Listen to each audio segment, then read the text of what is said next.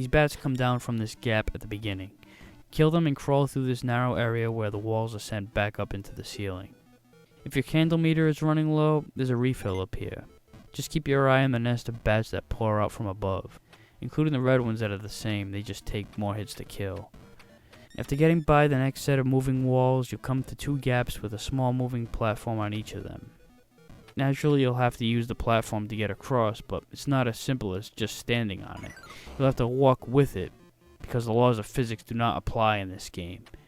So walk with the platform, but don't bother going for the gold up above.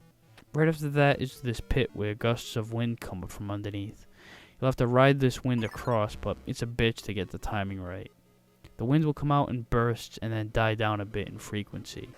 So what you'll have to do is wait for the burst to start up again and then jump as high as you can and let the wind carry you across.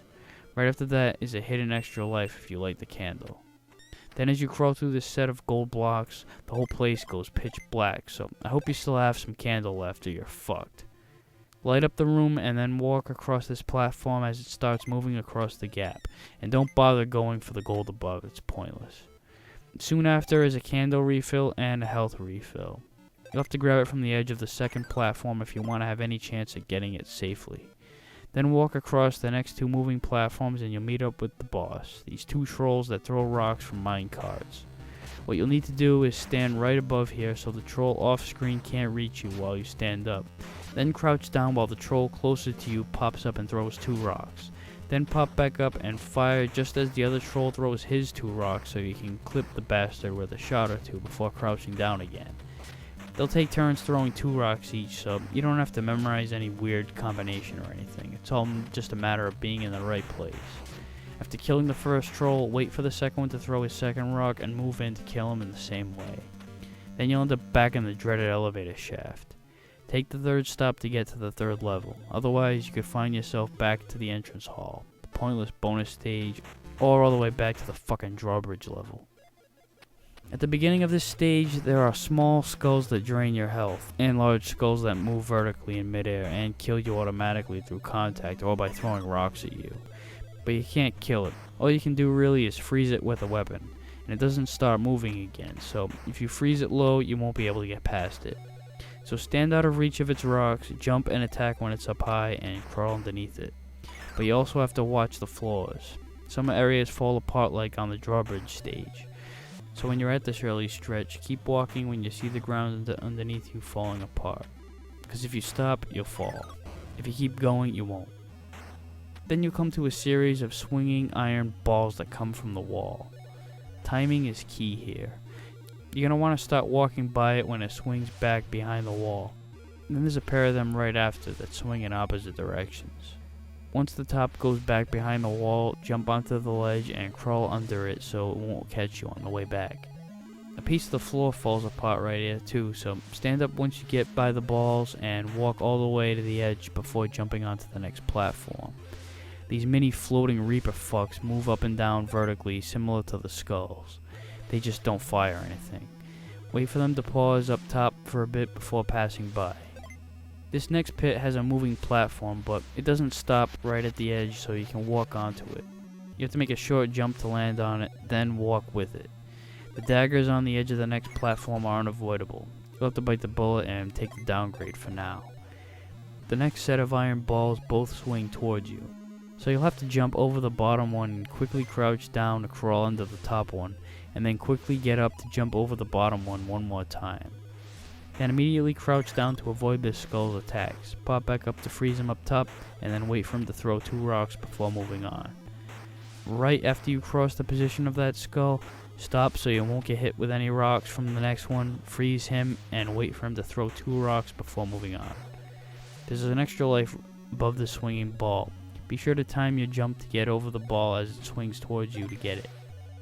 Right after this dagger icon are hidden axes here, and hidden energy here. Use your candle to get these. Right after that are 2 platforms that move across this pit, and on top of that there's a skull waiting at the beginning of the next platform. So what you want to do is get on the top platform somewhere around the middle so you're out of reach of the skull's attacks, and then freeze it up high so you can get under it. Then slip onto the bottom platform so you can give yourself enough distance to jump to the next platform and get under the skull at the same time. It's a pain in the ass. Soon after that is the boss, the Grim Reaper himself. He'll shoot fire out of his fingertips and summon skulls from out of his head. If you try to stand back and jump over his attacks while shooting, forget it, you've already lost. Get close to him and crouch down, let him fire off 4 shots and he'll take a short break. I guess his hands overheat and he has to let them cool down. But that's when you want to get up there and take a couple shots. Just don't get greedy or you get yourself killed. Also, don't bother standing up if there are skulls coming out. Be patient and you'll take them out. One last level to go, but of course you'll first have to try your luck at the elevator shaft. The first stop is the one that'll take you to the final stage, Singe's Cavern. For the majority of this stage, you'll be killing baby dragons that will hatch out of these eggs once you get to a certain distance from them. Get down right away to kill the first one that'll hatch and attack immediately. For a lot of these dragons, you'll need to retreat as soon as they hatch and crouch down to reach, as they'll be too low for you to hit straight ahead. When jumping over some of these pits, watch out for the bubbles that float out, they'll drain your health. You'll need to kill this one head on as soon as it hatches. If you try to kill it from crouching, it won't work. Up ahead there'll be a dagger icon, which you do not want to get. It'll almost make fighting the final boss impossible. However, you'll have to be precise like fucking brain surgery to keep yourself from getting it. You'll have to stand right here in this specific spot. Jump across to lure the dragon out of its egg, and then quickly jump back so you can crouch down and kill it as it approaches you. And then go back to make this jump again, giving you enough room to jump over the daggers. Phew. After this, the final boss, Singe. This is a strange battle because its patterns are basic, but it's still hard as shit. Singe will send its purple baby dragons at you down low, which you'll have to fend off as well as avoid his main attacks, which are puffs of smoke that it breathes out. The smoke will either travel down across the floor, which you'll have to jump over to avoid, or up around your head level, which you'll need to crouch down to avoid. His weak spot is its head, so you'll have to jump in order to get your attacks to reach. But if you jump and he attacks up high, then you're done for. So your best bet is to stay crouched, as you'll see the low attacks coming a little easier. Plus you can take out the baby dragons easier from this position. Pop back up and jump over his low attacks and fire at his head while in midair and get back down on the ground. The shitty controls make this a lot more difficult than it looks, but repeat this process until you finally kill him and mercifully this game is over.